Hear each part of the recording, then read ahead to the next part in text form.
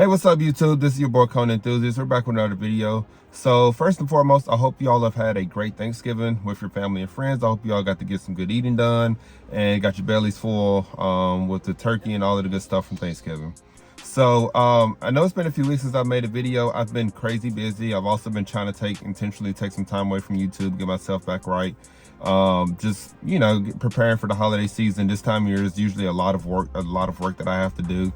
So just getting myself mentally in line with that. And also it's been pretty hard to make a video lately. Today I had a little bit more time, but usually I work 8:30 to 5:30. By the time I got off at 5:30, it is dark.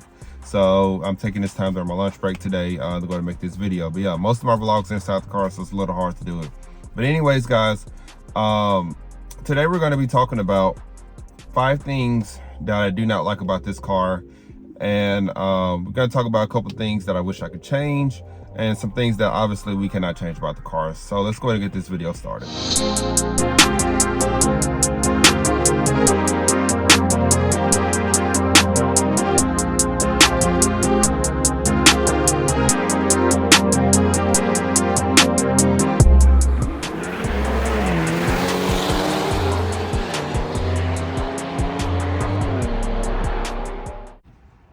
All right, guys, so like I said, this is going to be 5 things about this car that I just, you know, don't like about it, kind of pet peeves about the car. Everybody has those about their car.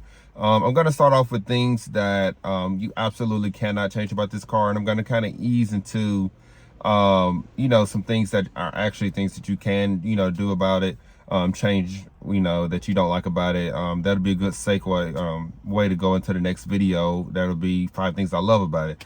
So the first thing I do not like about this car is the fuel capacity. It's a combination between the gas tank size and the gas mileage in itself. So on average, I get between 260 to 290 a tank, 290 miles a tank. If I'm driving decently well, I'm not on the gas too hard, you know, I'll play with it here and there. I'll get about 22 miles to the gallon, 23 miles to the gallon. That gets me usually about 280. But if I'm hard on the tank, you know, speeding a lot, racing, whatever, then I'll get probably close to 17, 18 miles to the gallon at worst. And that usually will get me 220 to 250 miles a tank. I think it is absolutely horrible. I get it, it's a performance car, so I'm not mad about the gas mileage. You know, you get what you pay for, you got to pay to play. What I don't like is the fact that the gas tank is really small.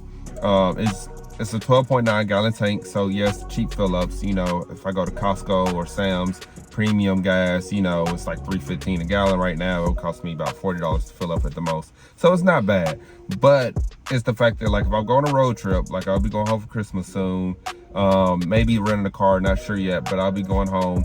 And it's kind of difficult when you have to, you know, it's annoying when you got to stop every 4 or 5 hours to put gas in your car, because on the highway you only get 360 to 380 miles a tank. You know, I feel like if there was a bigger tank to break that 400 or 450 mile barrier, it would make road trips so much better in this car. Speaking of, you know, fuel capacity, things of that sort, one thing I absolutely do not like about this car, for some reason, if you take a corner too fast, or if you're hitting the gas all the way while taking a corner, whatever, I don't know what's triggering it in the gas tank, but I guess maybe the fuel shift forward or to the left or right.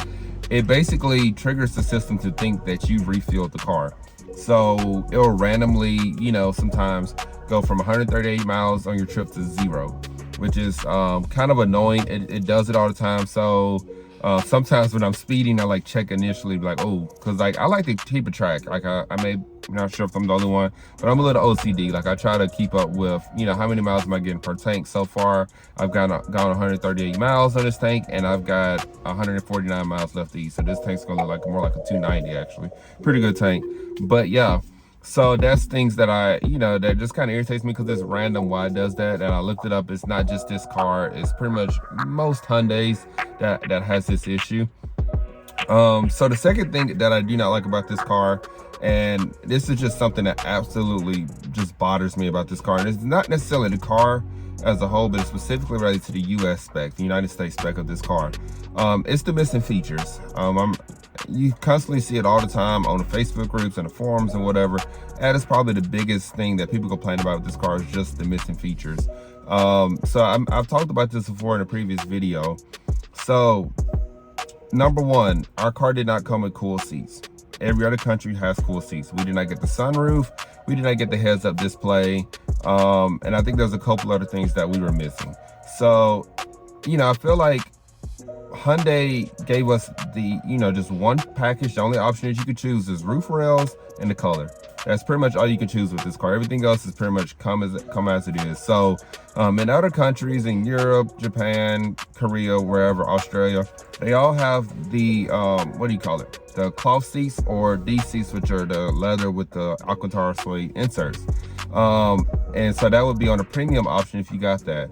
Also, the heads-up display, the sunroof, the Harman Kardon sound system, all of that is basically options that you can choose in that country. Here in the US, they give you a mix of that base model Kona N and the premium Kona N. So here on my insurance, it shows Kona N base, and that's what my registration shows as well. But so I got the Harman Kardon sound system for the premium package, obviously the seats, and the heated seats, and that's about it. So I would have liked for them to have at least given us the option to choose a sunroof, because I probably would have been. I have an SUV. Normally I don't like sunroofs in cars, but since I have a whole lot of headroom, I wouldn't have minded a sunroof that could have taken that. I also would have loved to have cooled seats. These Alcantara seats, they do get a little hot in the summer. They breathe well. There's perforations in there, but in the summertime it does get a little hot with the suede in the middle, not gonna lie. But yeah, that's the number 2 thing that I do not like about this car. So number 3 is just something that you have to learn to deal with. It's basically the fact that the road noise on the car, on the highway, is just loud. Now, obviously, I have a Harman Kardon sound system. I could turn the volume up and just drown out the highway sound, or I could turn on the exhaust, make the exhaust loud. But if I just want to just chill and just sit in peace and, play the music a little quieter, the highway noise is a little louder in this car. I now have Michelin Pilot Sport all-season tires, a little bit quieter than the Continentals I recently had. But nonetheless, it's still noisy on the highway, especially 75, 80. The wind just comes through so well. If I'm going like unnecessarily high speeds on the highway, you can kind of hear some, wind buffeting back there, and I'm just not a big fan of that. But we are talking about the roots of this car being a economy SUV. That's just basically what it is. So the 4th thing that I do not like about the car, but it's manageable, kind of like I said with the other thing, it's manageable as far as letting windows up. This one is manageable. The brake dust from the factory, I feel like there's a lot of brake dust. It has gotten better since I've changed to a different set of brakes, but obviously you can brake a little bit lighter, things like that. But I live in a city, I drive majority city, and honestly, constantly having to get on the brakes consistently. So not the biggest fan of the brake dust from the factory. These brakes are better than what I had on the Kia Stinger. Those brakes I had to have replaced like 3 or 4 times before the first 10,000 miles by the factory, just because they suck. They were horrible. So these are way better brakes on the end from the factory. I just hate the brake dust. So maybe they can somehow find a compromise between those. The 5th thing and the last thing that I do not like about the car is the traction from the factory. Pretty much every Kona N, Elantra N, and I believe the Veloster N all have this issue right here. From the factory, it's just massive wheel hop. I mean, it is so bad you feel like you're gonna break your axle. You feel like you're gonna just snap your transmission. Like, it shudders really bad from the factory. So the first mod that I did on this car back in January was the lower motor mount. So it does cause more vibrations. I'm thinking about actually changing it back to the factory mount, but changing out the bushings within to the Power Flex. So I'm gonna actually make a video about that pretty soon, what traction setups you can choose for this car. And I'm thinking about going that route just because the vibrations can be a little much at times with this car. Now, when you're driving, obviously it's okay, but at idle, it is a little aggressive at times with the vibrations. But overall, I had to do that right there because the traction was just, it will hop so much. And then the Pirelli tires that these come with are way worse than the Michelins that come on the Elantra N. So the Pirellis, I only got 8,000 miles on it. I drove it majority in the winter, but I only got 8,000 miles out of it, and they were balls. Some people I've heard gotten 4,000 or 5,000 miles. I don't know why they chose Pirellis. I don't know what contract Hyundai has, but I do not like those Pirellis. They are absolutely just trash. I think, if the temps are okay and you're going through corners, you're accelerating, they're okay tires, yes, but the tread wear is miserable. And honestly, it's a summer tire. I'm in an SUV.